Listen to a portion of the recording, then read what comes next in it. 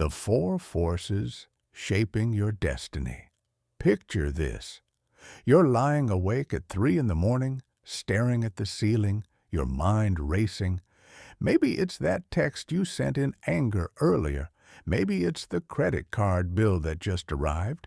Maybe it's the anxiety that won't let you sleep, or the words you can't take back from yesterday's argument. Here's what nobody tells you. That moment, that sleepless night, that pit in your stomach, it all traces back to the same four things: your words, your thoughts, your emotions, and your wallet. I'm not here to sugarcoat this or sell you some quick-fix miracle. I'm here because I've watched brilliant people destroy their own lives, not because they lacked talent or opportunity, but because they couldn't control these four fundamental forces. And I've watched ordinary people build extraordinary lives by mastering them. Right now, as you're reading this, at least one of these four areas is quietly sabotaging your potential. You said something last week that damaged a relationship you care about. Your mind is spinning stories about why you're not enough. Your emotions are making decisions that your rational self will regret tomorrow. Or your money is disappearing into a black hole while you wonder why you're still broke despite working so hard. Let me be straight with you. This isn't about bad luck. It's not about your childhood, your genes, or the universe conspiring against you. It's about control, or more specifically, your lack of it. You're letting these four forces run wild, and they're steering your life in directions you never intended to go. But here's the beautiful part, the part that should make you sit up and pay attention. Once you learn to master these four forces, everything shifts. Your relationships deepen. Your confidence becomes unshakable. Your emotional storms turn into gentle breezes. Your financial stress transforms into financial freedom. You stop being a passenger in your own life and become the driver. Today, I'm going to walk you through exactly how to take command of your words, your mind, your emotions, and your money. This isn't philosophy or theory. These are practical, battle-tested strategies that create real results. If you're tired of feeling out of control, if you're ready to stop letting life happen to you and start creating the life you want, then let's dive in. Chapter 1. Understanding the Control Framework. Think of self-control like a garden. Yes, I know, everyone talks about muscles and willpower, but hear me out.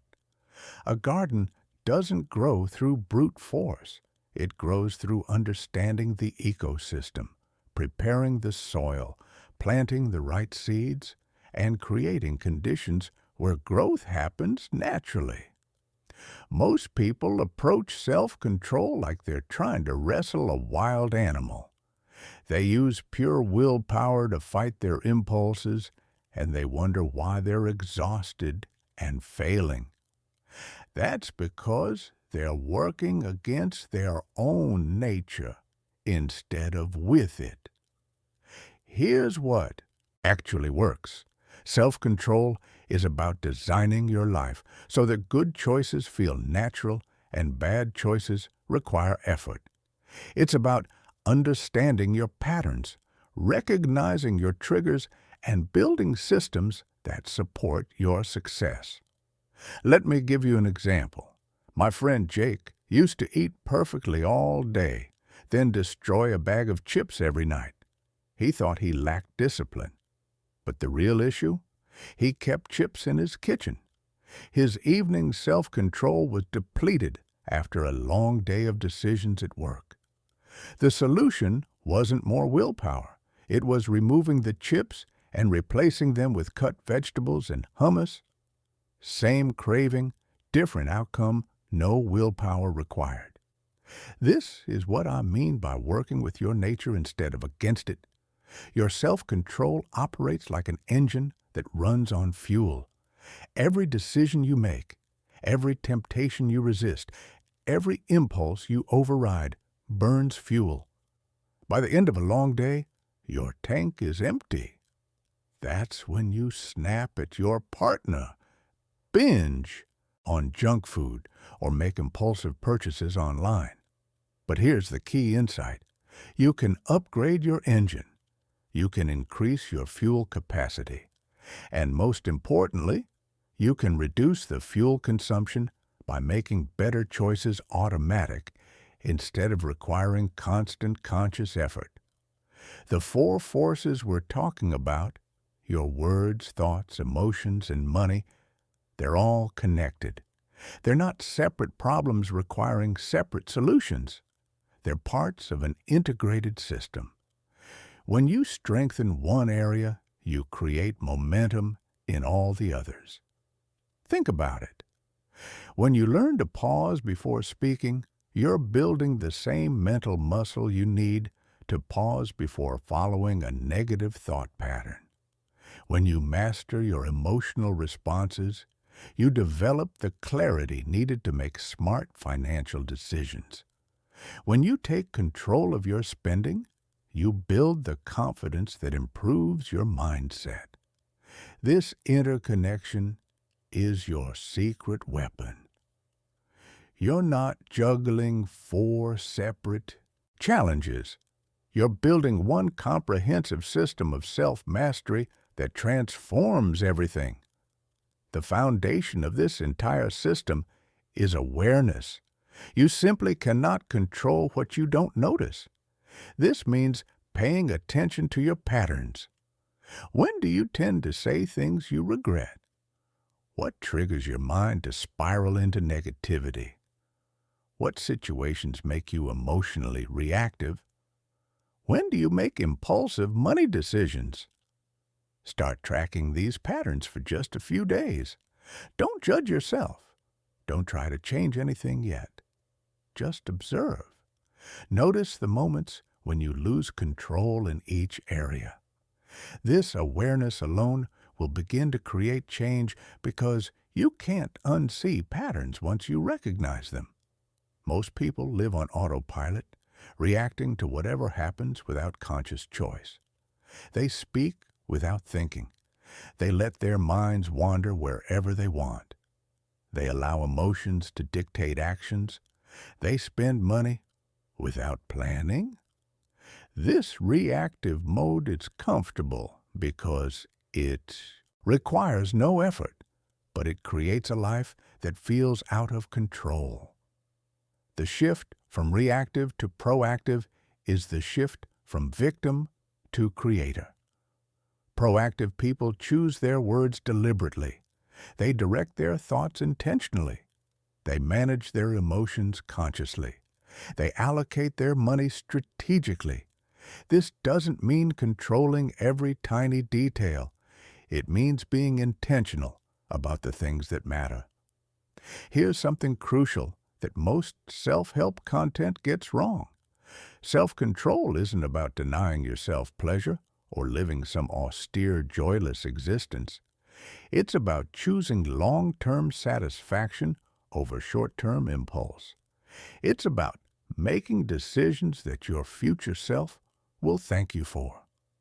Think about the last time you said something in anger that you immediately regretted. In that moment, venting felt necessary, maybe even good. But 5 minutes later, you wished you could take it back. That's short-term impulse creating long-term regret. Self-control is the ability to pause in that moment and choose the response that serves your actual goals and values. The same principle applies to all four areas. Controlling your mind doesn't mean never having negative thoughts. It means recognizing them and choosing not to follow them down rabbit holes. Controlling your mood doesn't mean being happy all the time. It means experiencing emotions without being controlled by them. Controlling your money doesn't mean never enjoying yourself. It means spending intentionally on things that truly matter to you. As we move forward, I want you to start thinking about self-control differently. It's not about restriction or deprivation. It's not about being perfect or never making mistakes. It's about gradually increasing your ability to make choices that align with who you want to be and the life you want to create. Over the next sections, we're going to dive deep into each of the four forces. We'll explore practical strategies for mastering your words, thoughts, emotions, and money. But remember, these aren't separate skills. They're aspects of one larger system. As you improve one, you're improving them all. The person you are today is the result of thousands of small choices you've made about what to say, think, feel, and spend. The person you become will be determined by the choices you make from this point forward. You have more control over your destiny than you realize. You just need to learn how to use it. Chapter 2. The Power of Your Words. Your words are like stones thrown into a pond. You can't control the ripples once they spread, and you can't call them back once they're out there. Every conversation you have, every text you send, every comment you make is either building bridges or burning them. The scary part? Most people have no idea which one they're doing. I learned this the hard way. A few years back, I was in a heated discussion with my business partner, Sarah. We were under pressure, a major client was threatening to leave, and I was stressed. In the middle of our strategy meeting, I said, maybe if you actually listened for once, we wouldn't be in this mess. The room went silent. Sarah's face changed. I saw it immediately. I'd crossed a line. That partnership never fully recovered, not because of the actual problem with the client, but because of 7 words I spoke without thinking. 7 words that implied she wasn't competent, wasn't valued, wasn't heard. We fixed the client issue, but the trust between us, that took years to rebuild, and honestly, it was never quite the same. Here's what I wish someone had taught me earlier. The most powerful communication tool you have isn't what you say. It's the pause before you say it. Think about the last argument you had. Chances are you said something you didn't mean, or you said something you did mean, but in the worst possible way. And chances are, if you'd waited just 10 seconds before responding, the whole conversation would have gone differently. This pause I'm talking about isn't about suppressing your truth or being fake. It's about giving yourself time to choose your truth wisely. It's the difference between reacting and responding. Reacting is automatic, emotional, and usually regrettable. Responding is thoughtful, intentional, and strategic. Let me give you a practical framework. Before you speak, especially when emotions are high, ask yourself 3 questions. Is it true? Is it helpful? Is it necessary? If it doesn't pass all 3 tests, stay quiet or find a better way to say it. You never help around the house might feel true in the moment, but is it actually accurate? Probably not. Never is almost always an exaggeration. A more honest version might be, I've been feeling overwhelmed with housework lately, and I need more support. Same core message, completely different impact. But here's something most people miss. Controlling your mouth isn't just about external communication. It's also about the conversation you're having with yourself. The way you talk to yourself shapes everything: your confidence, your decisions, your entire reality. Pay attention to your self-talk for just one day. Notice how often you say things like, "I'm so stupid," "I never do anything right," or "I'm terrible at this." You probably wouldn't talk to a stranger the way you talk to yourself. You'd be appalled if someone spoke to your best friend that way. Yet, you do it to yourself, constantly, without even noticing. Start catching these moments.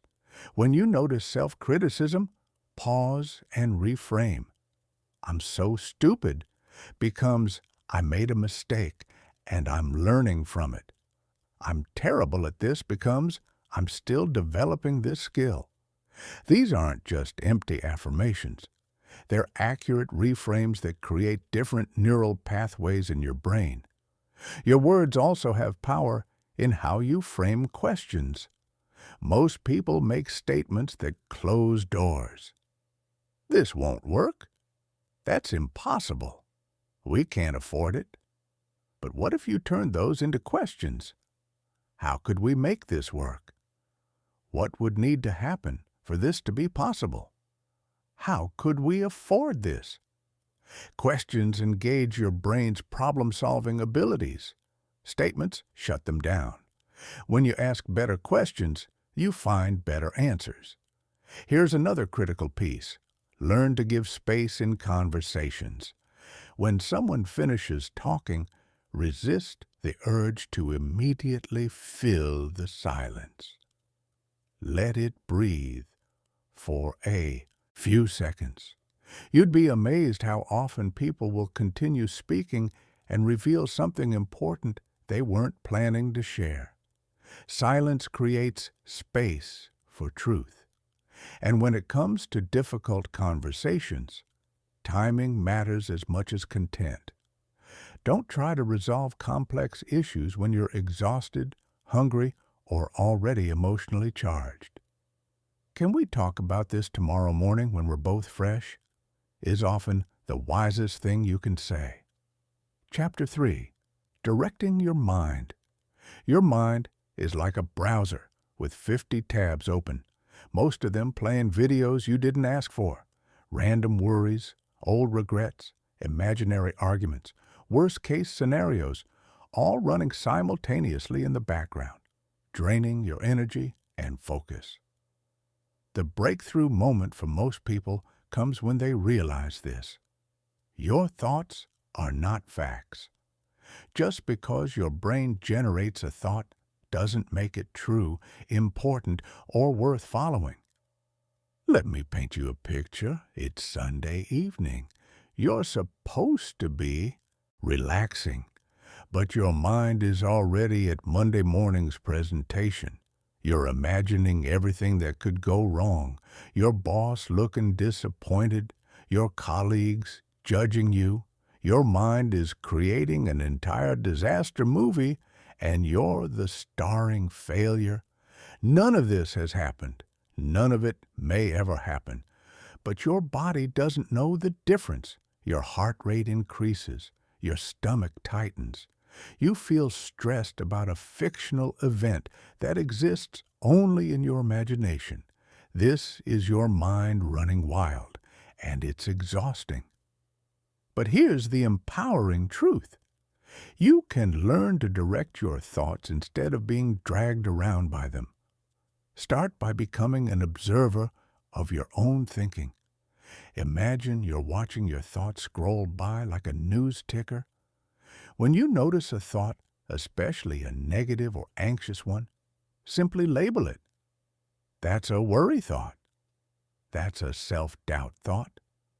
That's a catastrophe thought. This simple act of labeling creates separation between you and the thought. You're not the thought. You're the person noticing the thought. That distinction is powerful because it means you can choose whether to engage with the thought or let it pass. Here's a technique that changed everything for me: the redirect. When you catch your mind spiraling into negativity or anxiety, don't fight it. Fighting thoughts usually makes them stronger. Instead, redirect your attention to something specific and productive. For example, if you're lying in bed worrying about money, redirect your mind to a specific question. What's one small action I can take tomorrow to improve my financial situation? Your mind loves having a clear task. Give it a productive problem to solve instead of letting it spin anxious scenarios. Mental rehearsal is another underutilized tool. Before important events, conversations, or challenges, spend 5 minutes visualizing success. See yourself handling the situation with confidence and skill. Feel the emotions you'll experience when things go well. This isn't magical thinking, it's mental preparation, and athletes use it because it works. Your mind also needs clear direction and purpose. Without goals to focus on, it naturally gravitates toward problems and worries. Set specific intentions each morning, not vague wishes like, "I want to be happy," but concrete focuses like, "Today, I'm going to practice pausing before responding," or "Today, I'm going to notice 3 things I'm grateful for." The information you consume shapes your mental landscape more than you realize. If you're constantly reading negative news, consuming social media that makes you feel inadequate, or surrounding yourself with pessimistic content, your mind will reflect that environment. Be ruthless about protecting your mental input. Start your day with content that educates or inspires you, not content that makes you anxious or envious. Your mind is like a garden. Whatever you plant and water will grow. Plant negativity. Harvest stress. Plant growth-focused content. Harvest progress. Here's something that might surprise you. Your mind is incredibly creative and resourceful when you give it the right problems to solve. Instead of letting it worry about problems, explicitly ask it for solutions. How can I improve this situation? What resources do I have available? What would someone I admire do here? Concentration is becoming a superpower in our distracted world. The ability to focus deeply on one task for an extended period is increasingly rare and valuable. Build this capacity gradually. Start with 15 minutes of undistracted focus on a single task. No phone, no tabs, no interruptions. Gradually increase the duration as your focus muscle strengthens. Finally, understand that controlling your mind isn't about having perfect thoughts or never experiencing negativity. It's about recognizing unproductive thought patterns quickly and redirecting your mental energy toward more useful directions. Your mind will continue to generate random thoughts, worries, and distractions. That's what minds do.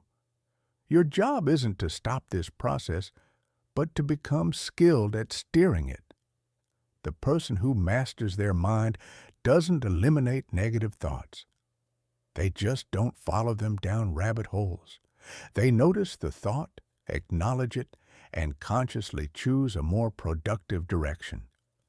This skill, practiced consistently, transforms not just your thinking, but your entire experience of life. When you combine mastery of your words with mastery of your mind, something powerful emerges. You speak with clarity and intention because your mind is clear and focused. You think with optimism and creativity because your words reinforce positive patterns.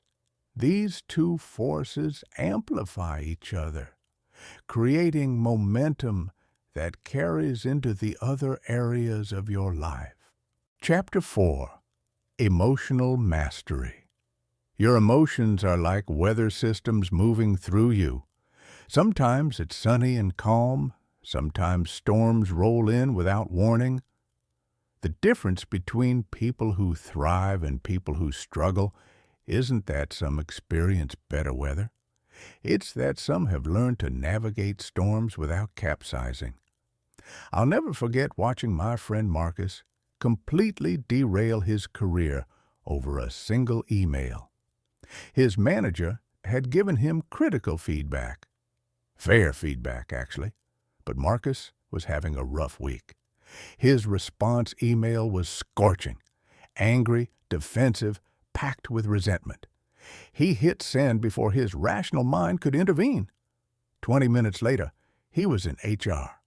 2 weeks later, he was job hunting. The crazy part? Marcus is brilliant. He's talented, hard-working, dedicated. But in that moment, his emotions were driving the bus, and his career paid the price. Here's what nobody tells you about emotions. They're not the enemy. The problem isn't feeling angry, sad, anxious, or frustrated. The problem is letting those feelings make your decisions for you. Think of emotions as messengers delivering information. Anger tells you a boundary was crossed. Anxiety alerts you to potential risk. Sadness signals loss or unmet needs. These are valuable data points. The mistake is treating the messenger as if it's the CEO of your life. Let me give you a practical tool that's changed how I handle emotional moments. It's called the triangle technique: physiology, focus, and language. Change any one of these three, and your emotional state shifts. Change all three, and you can completely transform how you feel in under 2 minutes. Start with physiology. Your body and emotions are intimately connected. When you're anxious, notice how your shoulders tighten, your breathing gets shallow, your posture collapses. But you can reverse this. Stand up straight. Take 5 deep breaths, slow and deliberate. Move your body. Jump, dance, walk briskly around the block. Your brain receives signals from your body about how to feel. Change the signals, change the feeling. Try this right now as an experiment. Slump in your chair, shallow breathing, frown. Think about something mildly annoying. Notice how you feel. Now immediately stand tall, breathe deeply, smile broadly, and move energetically for 30 seconds. The emotional shift is almost instant. Next is focus. Your emotional state is determined by what you're focusing on. If you focus on what's wrong, missing, or unfair, you'll feel frustrated and discouraged. If you focus on what's working, what's possible, or what you're grateful for, you'll feel motivated and optimistic. This doesn't mean ignoring real problems or pretending everything's perfect. It means consciously choosing where to direct your attention. When you feel your mood dropping, ask yourself, what am I focusing on right now? Is this focus helping me or hurting me? What could I focus on instead? The third element is language, how you describe your situation to yourself and others. The words you use shape your emotional experience. Compare these descriptions of the same situation. This is a complete disaster versus this is challenging but manageable. I'm devastated versus I'm disappointed, but I'll recover. The facts are identical, but the emotional impact is radically different. Here's something crucial. You need to know your emotional triggers. We all have specific situations, people, or circumstances that tend to shift our mood negatively. Maybe it's traffic, certain family members, work deadlines, or specific types of criticism. Once you identify your triggers, you can prepare for them. If you know Monday morning meetings stress you out, you can prepare by getting good sleep Sunday night, exercising that morning, and practicing calming techniques before the meeting. You're not avoiding the trigger. You're just not letting it catch you off guard. Create what I call emotional anchors, specific activities, songs, or rituals that reliably improve your state.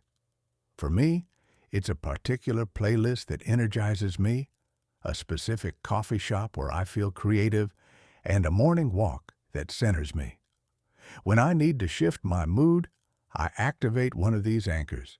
It's like having an emotional reset button. One more critical piece. Emotions are contagious. You naturally mirror the emotional states of people around you. When someone's anxious, you feel it. When someone's angry, it affects you. This is normal human neurology, but it means you need to be intentional about who you spend time with and how you protect your emotional energy. This doesn't mean cutting off everyone who's struggling. It means being aware of emotional contagion and choosing whether to match someone's state or maintain your own. You can be supportive and caring without absorbing their emotional chaos. Finally, understand that managing your mood isn't about being positive all the time or suppressing negative emotions.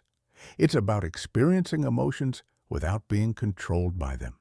It's about feeling angry without acting destructively, feeling sad without sinking into despair, feeling anxious without making fear-based decisions.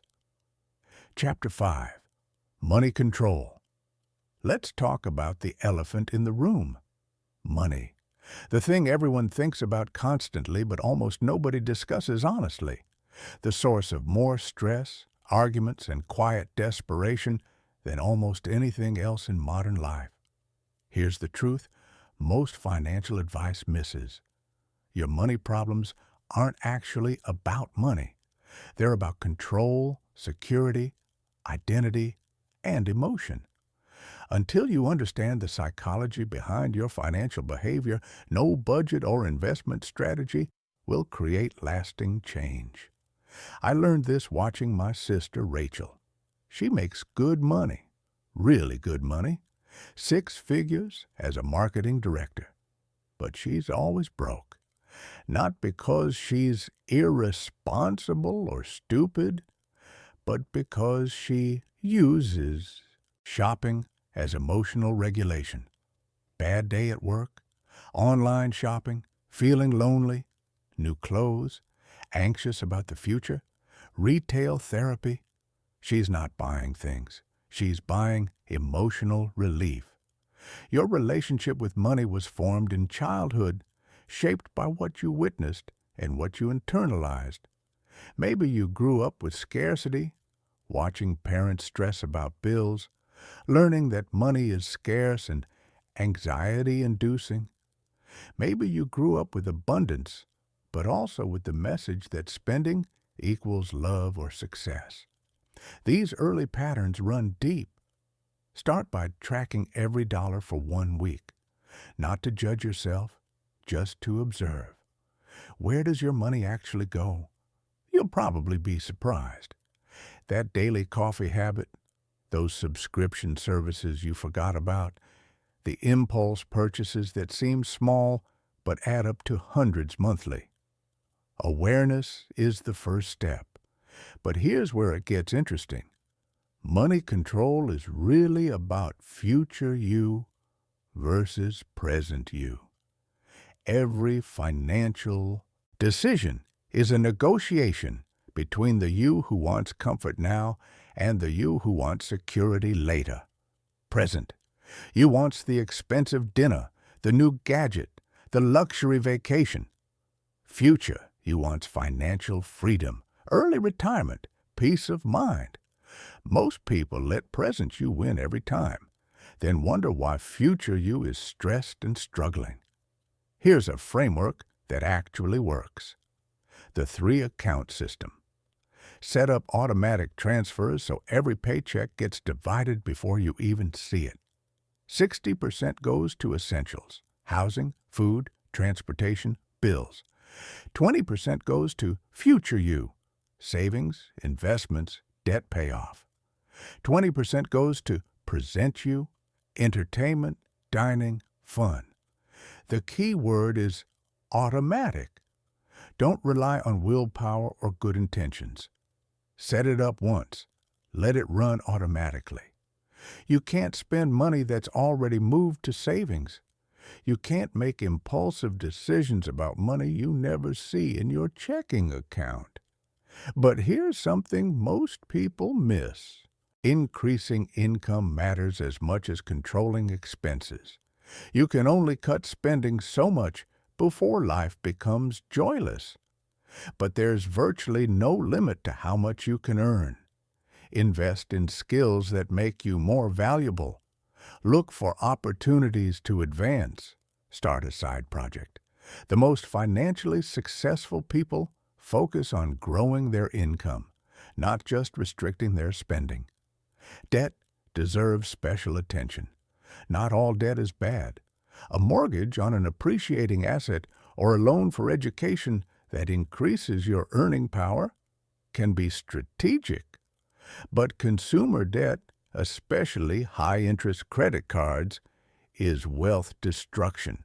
If you're carrying credit card balances, make paying them off your top financial priority. The interest you're paying is likely higher than any investment return you could expect. Here's a powerful mindset shift.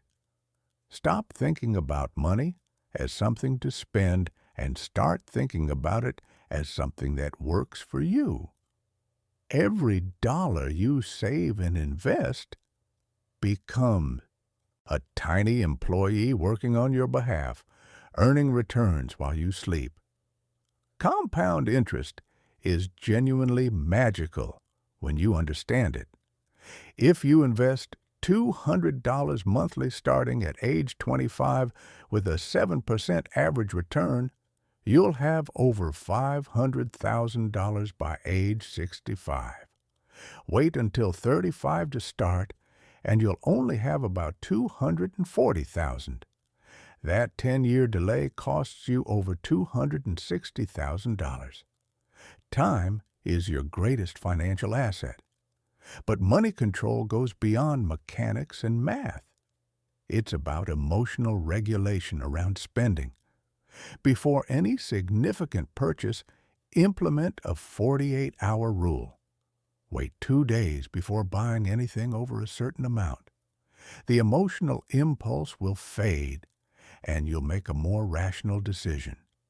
Ask yourself, am I buying this because I genuinely need or want it? Or am I buying it to fill an emotional void, or because I'm comparing myself to others? Honest answers to this question will save you thousands. Finally, understand that money control creates life control. When you manage your finances well, you have options. You can leave a job that's making you miserable. You can handle unexpected emergencies without panic. You can be generous with people you care about. You can make career decisions based on fulfillment rather than desperation. Money isn't the goal. Freedom is the goal. Security is the goal. Options are the goal. Money is just the tool that creates those things. When you control your money, you're really controlling your future possibilities. The connection between emotional control and money control should be obvious now. When you manage your emotions well, you don't use spending as emotional regulation. When you control your money well, you reduce the financial stress that creates emotional chaos. These two forces work together, creating either a vicious cycle of dysfunction or a virtuous cycle of improvement. Chapter 6. The hidden enemy within. There's a part of you that doesn't want you to succeed. I know that sounds harsh, maybe even absurd, but stay with me. This part isn't evil or malicious. It's actually trying to protect you. But in doing so, it's destroying your potential. Let me tell you about David.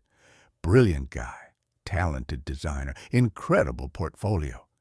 He'd get opportunities that most people would kill for. Dream clients, major projects, career-making chances. And every single time, right when things were about to break through, something would happen. He'd miss a deadline. He'd have a conflict with the client. He'd sabotage the relationship somehow. Then he'd sit in my living room, genuinely confused, asking, "Why does this keep happening to me?" It took him years to see the pattern. It wasn't happening to him. He was doing it to himself. Not consciously, but consistently. And the reason? Deep down, he didn't believe he deserved success. His father had always told him that artists don't make real money, that creative work isn't legitimate. David had internalized this message so deeply that whenever success approached, his subconscious mind found a way to confirm the old belief. This is self-sabotage. And if you're honest with yourself, you'll recognize it in your own life. It shows up differently for everyone, but it shows up for everyone. Maybe you sabotage relationships. Things are going well, intimacy is growing, and suddenly you pick a fight or create distance. Maybe you sabotage your health. You're doing great with diet and exercise, then you have one bad day and use it as an excuse to quit entirely. Maybe you sabotage your finances. You start building savings, then find a reason why you need to spend it all. The psychology behind self-sabotage is actually quite logical, even though the behavior seems irrational. Your brain prefers predictable pain over unpredictable success. The familiar, even when it's limiting, feels safer than the unknown. Success means change, new responsibilities, visibility, expectations. Your protective mind sometimes decides that staying small is safer than growing big. One of the most common forms of self-sabotage is perfectionism. I see this all the time.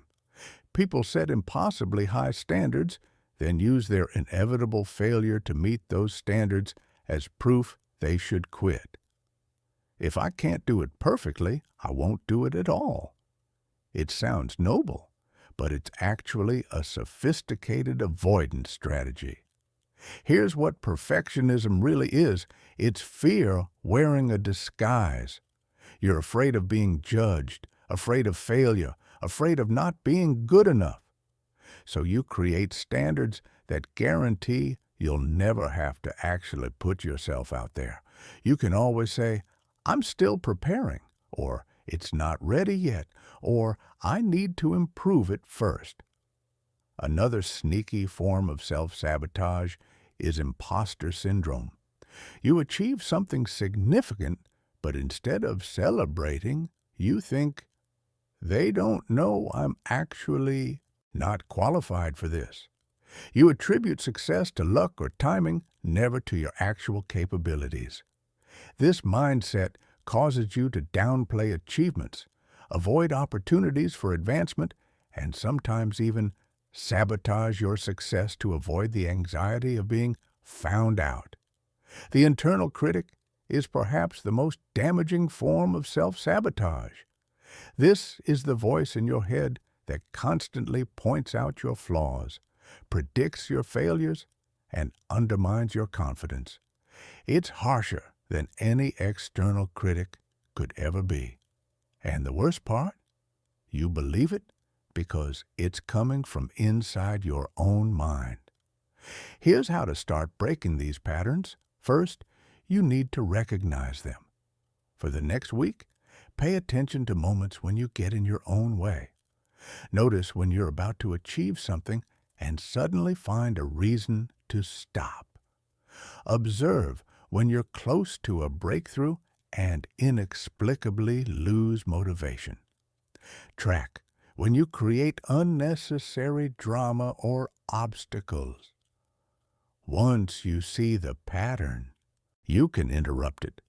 When you notice a self-sabotaging impulse, pause and ask, what am I afraid will happen if I succeed here? What's the worst-case scenario I'm trying to avoid? Often just identifying the fear takes away its power. Challenge your sabotaging thoughts with evidence. When your mind says you're not good enough, ask for proof. What actual evidence supports this belief? What evidence contradicts it? Usually, you'll find that your self-sabotaging thoughts are based on old stories, other people's opinions, or irrational fears, rather than current reality. Here's a powerful reframe. Instead of seeing yourself as someone who struggles or fails, consciously develop an identity as someone who succeeds and grows. This isn't fake confidence or delusion. It's choosing to define yourself by your trajectory rather than your past. You're not who you were 5 years ago. You're not even who you were last year. You're becoming someone new, and you get to decide who that person is. Create systems that make success inevitable despite your sabotaging impulses. Self-sabotage thrives when success depends entirely on motivation and willpower. But when you build accountability, structure, and automatic progress into your process, it becomes much harder to derail yourself.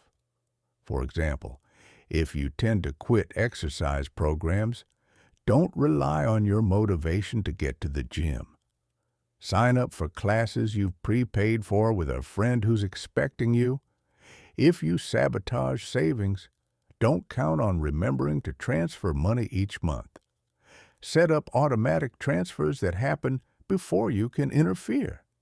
Build scaffolding around your goals that keeps you moving forward even when your sabotaging mind is active. Chapter 7. The Architecture of Discipline. Let's get real about discipline.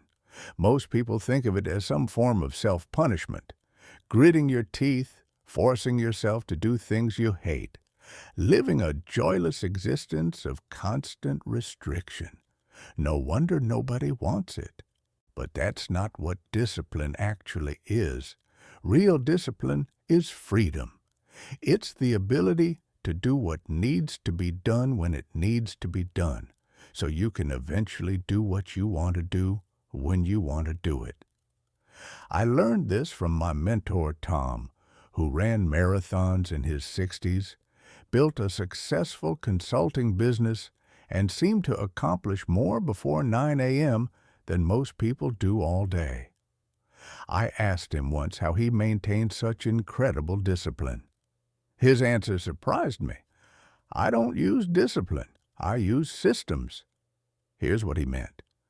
Discipline that relies on willpower and motivation is exhausting and unsustainable.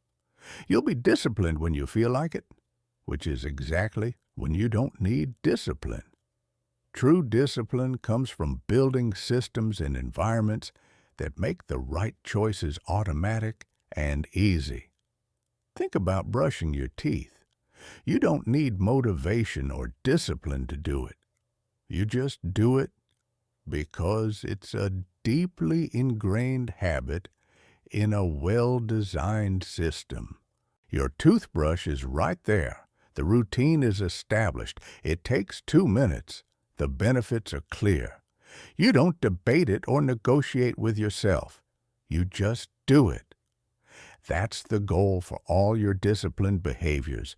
Make them as automatic as brushing your teeth. And the way you do that is through what I call the tiny habits approach. Forget dramatic transformations and massive changes. Those almost never stick. Instead, make changes so small they feel effortless. Want to start exercising? Don't commit to hour-long workouts.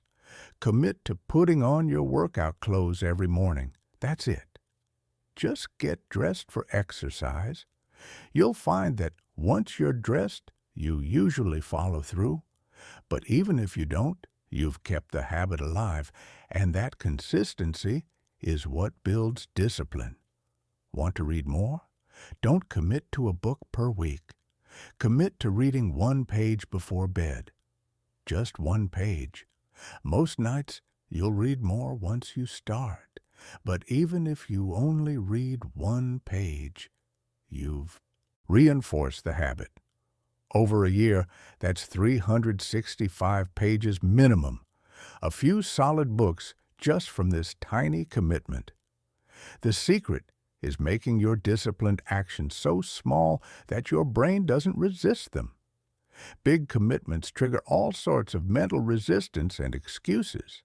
Tiny commitments slip under the radar. And once you're doing the tiny version consistently, you naturally expand it.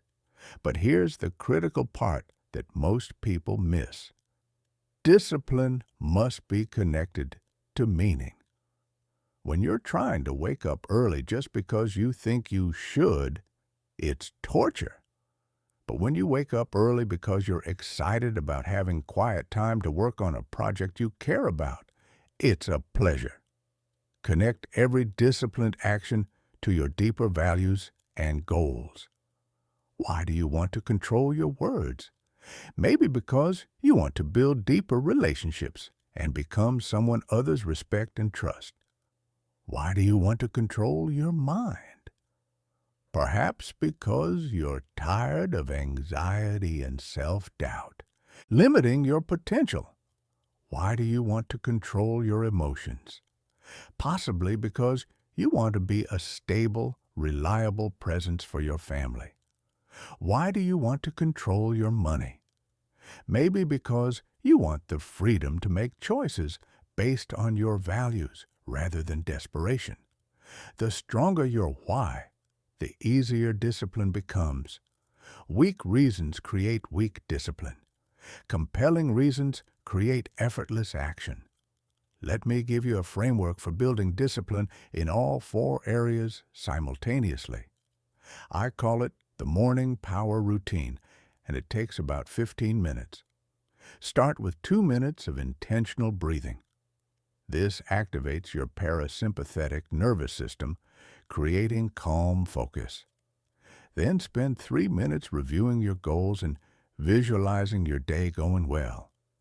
This directs your mind toward what matters and creates mental preparation for success. Next, write down 3 things you're grateful for. This establishes a positive emotional baseline for the day. Then, write your top 3 priorities for the day and commit to completing them before anything else. This creates clarity and intention.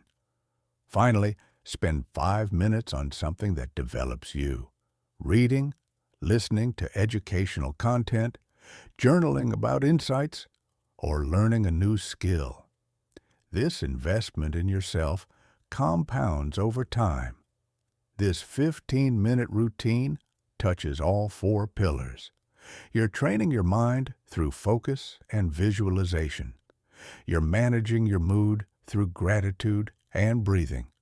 You're implicitly practicing discipline with your words by writing intentionally. And you're building the clarity and focus that leads to better money decisions. Do this routine for 30 days straight, and it becomes automatic. Miss a day, and you feel off balance. That's when you know the habit has taken root. Track your discipline visually. Keep a calendar where you mark each day you complete your commitments. Don't break the chain. This visual representation of consistency is powerful motivation. You'll find yourself following through on days when you don't feel like it, just to avoid breaking your streak. But also, build in flexibility and self-compassion. Rigid discipline that allows for no imperfection usually leads to abandonment. If you miss a day, don't spiral into, "I've failed, might as well quit." Just start again the next day.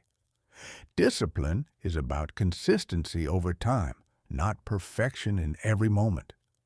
The person who maintains discipline 80% of the time will achieve far more than the person who's perfect for 2 weeks, then quits entirely. Progress, not perfection, is the goal. Create accountability structures around your discipline. Tell someone you trust about your commitments. Join groups working toward similar goals. Hire a coach if you can afford it. External accountability makes it harder to negotiate with yourself and easier to follow through when motivation is low. Finally, celebrate your disciplined actions, especially the small ones. When you follow through on a commitment, acknowledge it. This positive reinforcement strengthens the neural pathways associated with discipline and makes it more likely you'll continue. The celebration doesn't have to be big. Simply acknowledging to yourself, "I kept my word to myself today," is often enough. Discipline isn't about becoming someone you're not. It's about becoming who you actually want to be. It's about closing the gap between your current actions and your stated values. It's about making your behavior match your beliefs. When you combine breaking self-sabotage with building authentic discipline, you create unstoppable momentum. You stop fighting yourself and start working with yourself. You eliminate the internal resistance that's been holding you back and replace it with systems that support your success. This is where transformation accelerates. You're not just learning new techniques, you're fundamentally changing how you operate in the world. Chapter 8. When the Four Forces Align. Here's something most personal development content gets wrong. They teach you isolated skills as if your life operates in separate compartments. Improve your communication over here. Fix your mindset over there. Manage your emotions in this box. Handle your money in that one. But that's not how life works. Your words, thoughts, emotions, and money aren't separate systems. They're interconnected forces constantly influencing each other. And when you understand how they work together, you unlock something powerful, a multiplier effect where improvement in one area accelerates progress in all the others. Let me show you how this actually plays out in real life. Meet Jennifer. She came to me 2 years ago, completely overwhelmed. Her marriage was struggling because of constant arguments about money. She was anxious all the time, which made her snappy and short with her husband, Mark. The financial stress was creating emotional chaos, which was destroying communication, which was creating more financial problems. A vicious cycle spinning out of control. We didn't try to fix everything at once. We started with one thing: implementing a weekly money conversation. Every Sunday morning, Jennifer and Mark would sit down for 30 minutes, review their finances together, and plan the week ahead. Just that one change. But watch what happened. The regular money conversations reduced financial anxiety because they both knew exactly where they stood. Lower anxiety improved Jennifer's mood throughout the week. Better mood meant fewer arguments and more constructive communication. Better communication led to teamwork on financial decisions instead of conflict. Better financial decisions reduced stress, which improved mood further. One small change in how they handled money created a positive cascade through all four forces. Within 6 months, they'd paid off $12,000 in credit card debt. Jennifer's anxiety had decreased dramatically. Their communication had transformed, and their marriage was stronger than it had been in years. That's the power of integration. You're not just working on 4 separate problems. You're building a comprehensive system where each improvement amplifies the others. Let me break down how these forces specifically support each other. How words support the other 3. When you master your words, you're simultaneously training your mind. The pause before speaking is the same pause you need before following negative thought patterns. Every time you choose encouraging words over critical ones, you're rewiring your brain toward optimism and possibility. Controlled communication directly influences emotional stability. When you stop saying things in anger that you later regret, you eliminate a major source of guilt, shame, and relationship stress. When you practice strategic silence instead of reactive commentary, you maintain emotional equilibrium that would otherwise be disturbed by unnecessary conflict.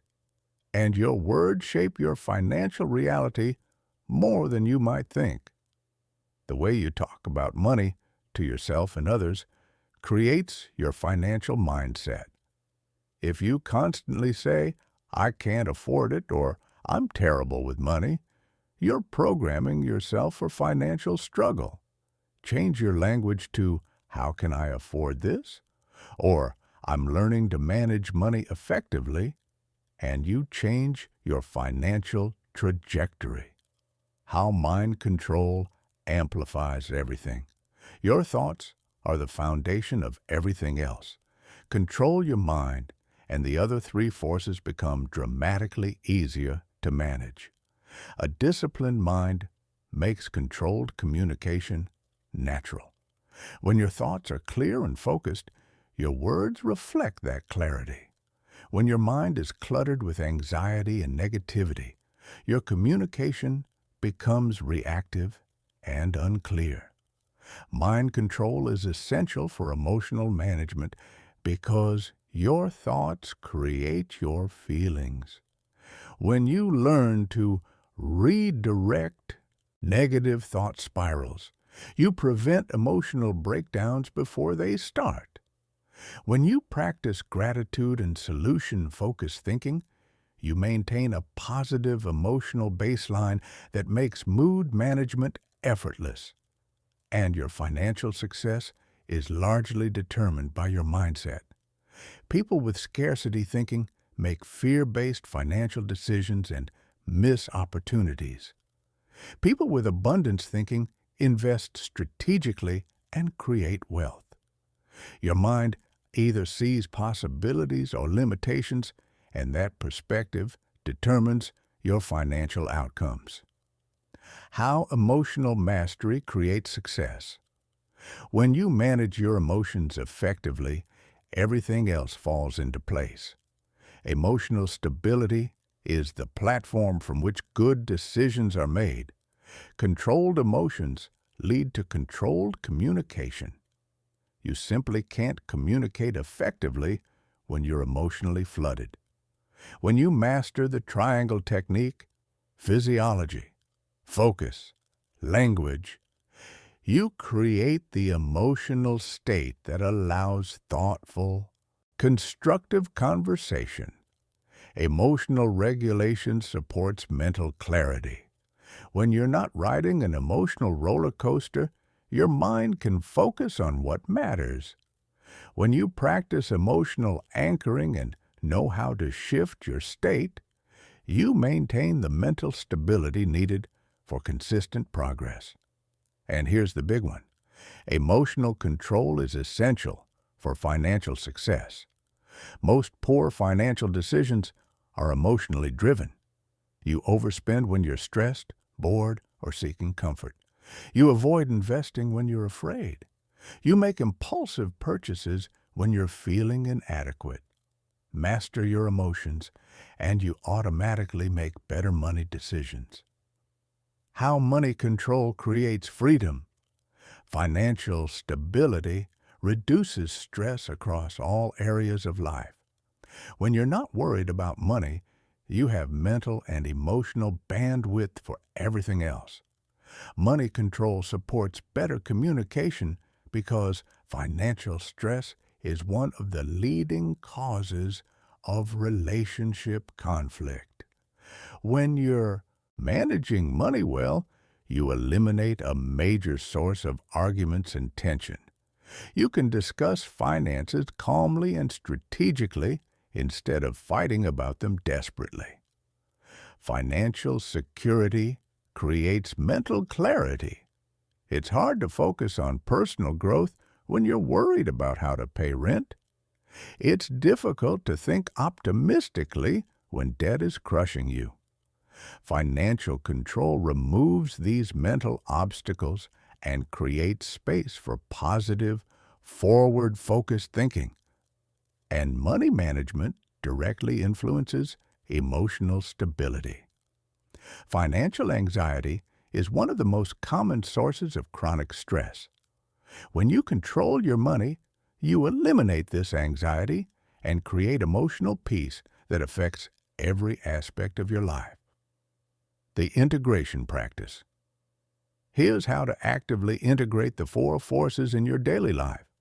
Start each morning with what I call the four forces check-in. It takes 5 minutes and sets the foundation for your entire day. First, set your intention for words.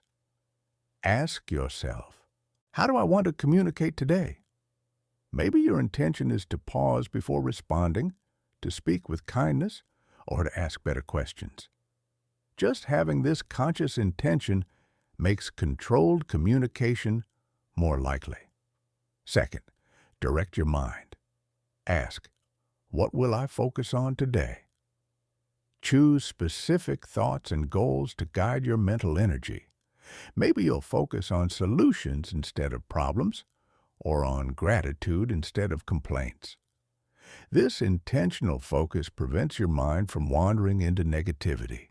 Third, choose your emotional state.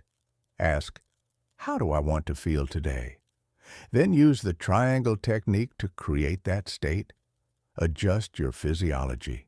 Stand tall, breathe deeply, move energetically. Direct your focus toward things that generate the emotions you want. Use language that supports your desired state. Fourth, clarify your financial intention. Ask, what's one money decision I'll make today that aligns with my goals? Maybe it's skipping an unnecessary purchase, transferring money to savings, or researching an investment opportunity. One intentional financial choice daily compounds into major change. This 5-minute practice integrates all four forces and creates conscious intention that carries through your day. Do this for 30 days, and you'll notice dramatic shifts in how you operate. Throughout your day, practice cross-force awareness. When you notice struggle in one area, immediately check the others. If you're having financial stress, are you also engaging in negative self-talk? Is your mood spiraling? Are you communicating poorly with people who could help? This awareness allows you to address problems comprehensively, instead of just treating symptoms. Use what I call force switching when you're stuck. If one area feels difficult, engage a different force to create momentum. If your mind is stuck in negativity, focus on controlling your words by saying something encouraging to someone. If you're feeling emotionally overwhelmed, focus on money by reviewing your financial goals. This switching creates positive energy that breaks negative patterns. Chapter 9. your 60-day transformation. Blueprint. Knowledge without action is just entertainment. You can understand every principle we've discussed, but if you don't implement them consistently, your life won't change. This section gives you a specific, actionable 60-day plan to transform your relationship with words, thoughts, emotions, and money. Why 60 days? Because it's long enough to establish real habits and see meaningful results, but short enough to maintain focus and motivation. It's also based on research showing that simple habits typically take about 2 months to become automatic. The key to success is starting small and building momentum. Most transformation attempts fail because people try to change everything immediately, overwhelming their system and guaranteeing failure. This plan focuses on one primary practice each week while maintaining awareness of all 4 forces. Week 1. Establish baseline awareness. You cannot control what you don't notice. This week is purely observational. Carry a small notebook or use your phone to track moments throughout each day when you could have exercised better control in any of the 4 areas. Notice when you spoke without thinking and regretted it. Observe when your mind spiraled into negativity or anxiety. Pay attention to emotional triggers that shifted your mood. Track impulse spending or financial decisions made without conscious thought. Don't judge yourself. Don't try to change anything yet. Just observe and record. This awareness creates the foundation for everything that follows. Most people are shocked by what they discover during this week. How often they're operating on autopilot. How many opportunities for better choices exist. By the end of week 1, you should have a clear picture of your patterns in all 4 areas. This self-knowledge is invaluable. Week 2, the power pause. This week introduces your first practice, the 3-second pause. Before responding to any question, criticism, emotional situation, or spending temptation, pause for 3 full seconds. This simple practice impacts all 4 forces simultaneously. It prevents regrettable communication by giving you time to choose your words. It interrupts automatic thought patterns by creating space for conscious choice. It allows emotional regulation by preventing reactive behavior. It stops impulsive financial decisions by inserting deliberation into the process. 3 seconds feels like nothing, but it's transformative. Practice it in every situation this week. Conversations with family, interactions at work, online communication, shopping decisions. By week's end, this pause should start becoming automatic. Week 3, morning intention setting. Add a 5-minute morning routine that sets intentions for all 4 forces. As soon as you wake up, before checking your phone or getting caught in the day's demands, spend 5 minutes with yourself. Write down one intention for each force. For words, today, I'll listen more than I speak. For mind, today, I'll focus on what's working, not what's wrong. For mood, today, I'll choose calm over reactivity. For money, today, I'll wait before any non-essential purchase. This practice takes 5 minutes, but influences your entire day. You've consciously chosen how you want to operate instead of just reacting to whatever happens. Continue the 3-second pause from week 2 while adding this morning practice. Week 4, emotional labeling. This week adds a mood management practice. When you notice a strong emotion arising, anger, anxiety, frustration, sadness, simply name it. I'm feeling angry right now. I notice anxiety coming up. I'm experiencing disappointment. This labeling activates your prefrontal cortex, the rational part of your brain, which helps regulate the emotional response. It creates distance between you and the emotion, allowing you to experience it without being controlled by it. Practice this constantly throughout the week. Every time you feel emotional activation, label it before reacting. You'll be amazed how this simple practice reduces emotional reactivity and increases stability. Maintain your practices from weeks 2 and 3 while adding emotional labeling. Week 5, financial tracking. This week focuses specifically on money awareness. Track every single dollar you spend for 7 consecutive days, everything from major bills to coffee to phone apps to parking meters. Write it all down. Don't try to change your spending yet. Just observe it with curiosity. Where does your money actually go? What patterns do you notice? What surprises you? This awareness often leads to natural spending changes without any additional effort. At week's end, review your tracking and identify one specific spending category you want to reduce. Maybe it's daily coffee purchases, subscription services you don't use, or impulse online shopping. Choose one area to address in the coming weeks. Week 6, Elimination Week. This week is about subtraction rather than addition. Identify one negative pattern in each force and commit to eliminating it for 7 days. One negative word pattern. Maybe you tend to complain, gossip, interrupt others, or use harsh self-talk. Choose one and eliminate it completely this week. One negative thought pattern. Perhaps you catastrophize, dwell on past mistakes, or assume the worst in situations. Identify your most destructive thought pattern and interrupt it every time it arises. One negative mood pattern.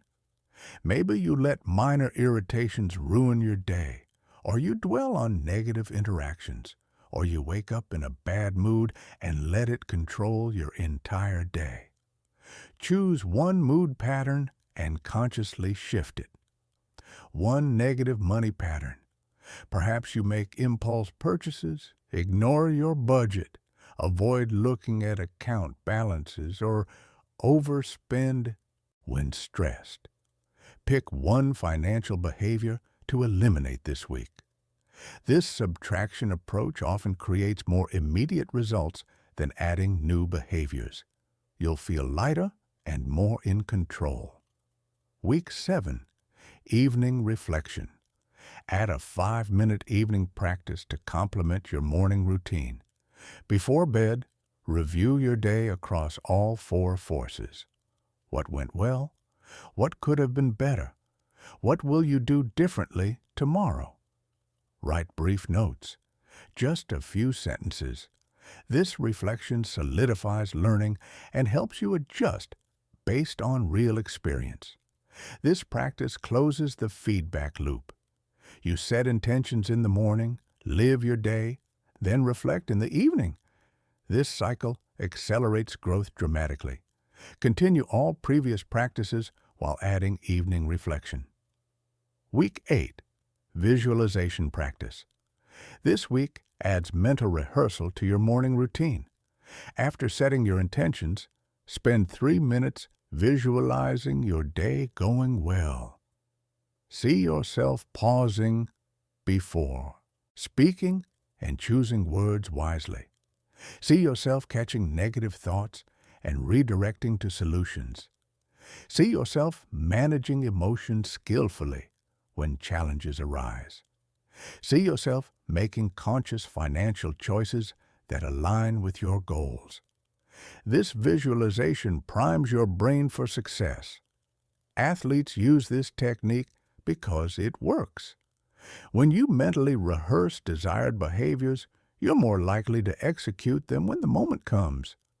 Your brain doesn't fully distinguish between vivid imagination and actual experience. So mental practice creates real neural pathways. Week 9, Environment Optimization. This week, make one physical change to your environment that supports each force. For word control, place a note somewhere visible that reminds you to pause before speaking, maybe on your bathroom mirror or computer screen. For mind control, remove social media apps from your phone's home screen and replace them with reading or educational apps. Make productive content easier to access than distraction. For mood control, create a dedicated space for your morning and evening practices, somewhere quiet and comfortable where you can focus without interruption. For money control, remove saved credit card information from online shopping sites. This adds friction to impulse purchases, giving you time to reconsider. Small environmental changes create automatic behavioral improvements without requiring constant willpower. Week 10, the replacement strategy. Instead of just avoiding negative behaviors, actively replace them with positive alternatives. When you catch yourself starting to complain, immediately say something you're grateful for instead. When you notice negative thinking, immediately redirect to what's working or what's possible. When you feel your mood dropping, immediately use the triangle technique to shift your state. When tempted to spend impulsively, immediately review your financial goals instead. This replacement strategy is more effective than pure suppression. You're not creating a void. You're filling it with something better. Practice active replacement constantly throughout this week. Week 11, Building Resilience. This week focuses on preparing for challenges. Identify your biggest trigger in each force and create a specific plan for handling it. What situation most often triggers poor communication? Develop 3 specific phrases you can use when that trigger occurs. What circumstances tend to spiral your thoughts into negativity? Create a specific mental reframe you'll use when you notice this happening. What events or people consistently shift your mood negatively? Design a specific emotional regulation strategy for these situations. What emotions or circumstances trigger overspending or poor financial decisions? Develop specific alternatives you'll use instead. Write these plans down and rehearse them mentally. When triggers occur, you'll have prepared responses instead of reactive behavior. Week 12, Integration and Momentum. The final week consolidates everything into a sustainable daily practice. By now, you should have multiple small habits and practices in each area. This week, refine them into a smooth routine that feels natural. Your morning practice might include 2 minutes of breathing, 3 minutes of intention setting and visualization, 5 minutes of gratitude journaling. Total, 10 minutes. Your evening practice might include 5 minutes of reflection on the day, reviewing wins and areas for improvement. Throughout the day, the 3-second pause before important responses, emotional labeling when feelings arise, conscious financial decisions aligned with goals. This integrated routine touches all 4 forces daily. It's not about perfection. Some days will be better than others. It's about consistency over time. Tracking your transformation. Each week, rate yourself from 1 to 10 in each force. How well did you control your words this week? How effectively did you manage your mind? How stable was your mood? How consciously did you handle money? Write these numbers down. Over 60 days, you'll see clear trends. Some weeks will show dramatic improvement. Others might show temporary setbacks. That's normal. The overall trajectory matters more than any single week. Take photos of your tracking, journal entries, and notes. 60 days from now, you'll want to look back and see how far you've come. The day-to-day changes feel small, but the cumulative effect over 2 months is substantial. What happens after 60 days? By the end of this program, these practices should feel increasingly natural. You'll find yourself pausing before speaking without consciously thinking about it. You'll catch negative thoughts faster and redirect them automatically. You'll maintain emotional equilibrium more easily during stress. You'll make financial decisions more deliberately and strategically, but 60 days is just the foundation, not the finish line. The habits you've developed will continue strengthening with practice. The awareness you've built will keep expanding. The integration of the 4 forces will become your natural operating system. After completing this initial transformation, you can deepen your practice, tackle more advanced challenges, or help others begin their journey. The skills you've developed aren't just for your benefit. They make you more valuable to everyone around you. Better communicator, clearer thinker, emotionally stable, financially wise. These qualities make you the kind of person others want to work with, be around, and learn from. The life you're creating.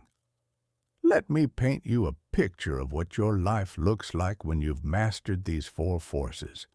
You wake up with intention instead of anxiety. You know what matters today and where you're directing your energy.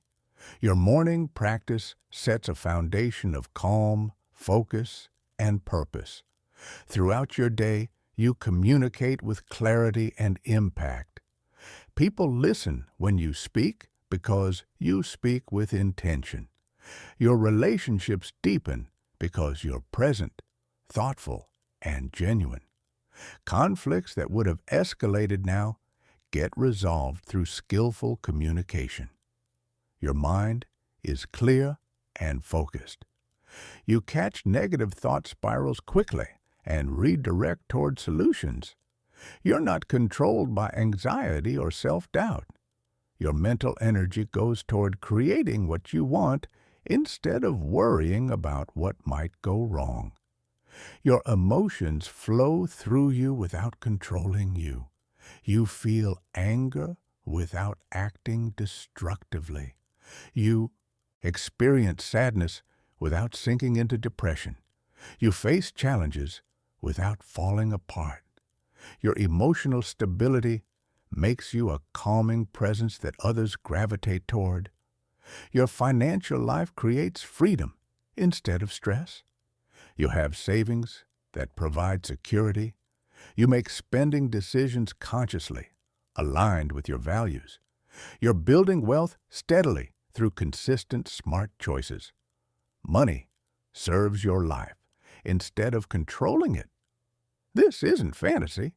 This is the natural result of consistent practice with the 4 forces. You're not becoming someone different. You're becoming who you actually are when you're not controlled by impulses, emotions, and unconscious patterns. Your choice. Everything you've read up to this point is just information. It becomes transformation only when you implement it consistently.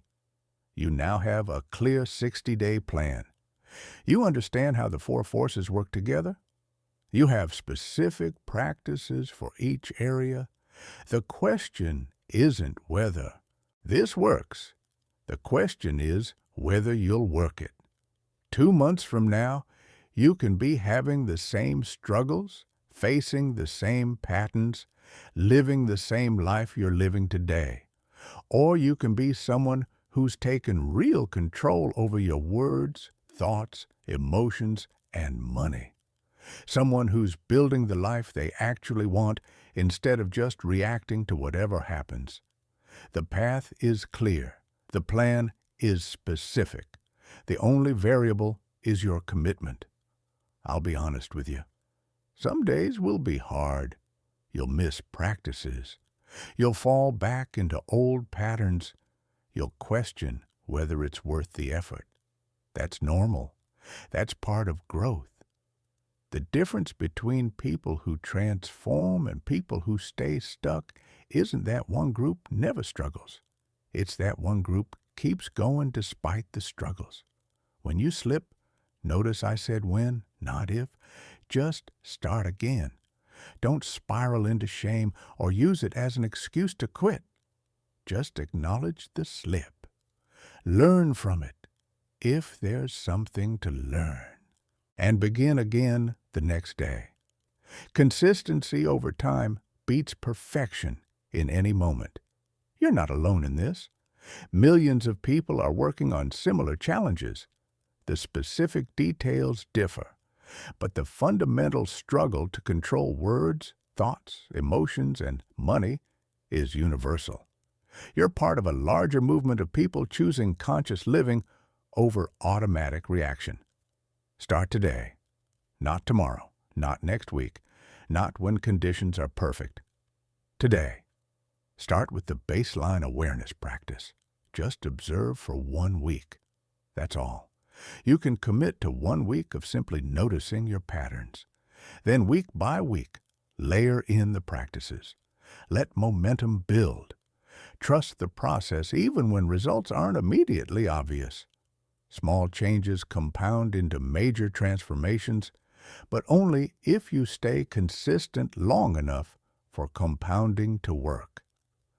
The person you become through this process will be fundamentally different from who you are today. You'll move through the world with more confidence, clarity, and power. Not power over others, but power over yourself. The ability to choose your responses instead of being controlled by impulses. Your words will build instead of destroy. Your mind will focus instead of scatter. Your emotions will inform instead of control. Your money will serve instead of stress. And from that foundation, you'll create a life that reflects your actual values and aspirations instead of your unconscious patterns. This is your invitation, your 60 days start whenever you decide they start. Everything you need is in your hands. The only question remaining is, what will you choose? The 4 forces are waiting. Your transformation is waiting. The life you want is waiting. It's time to take control.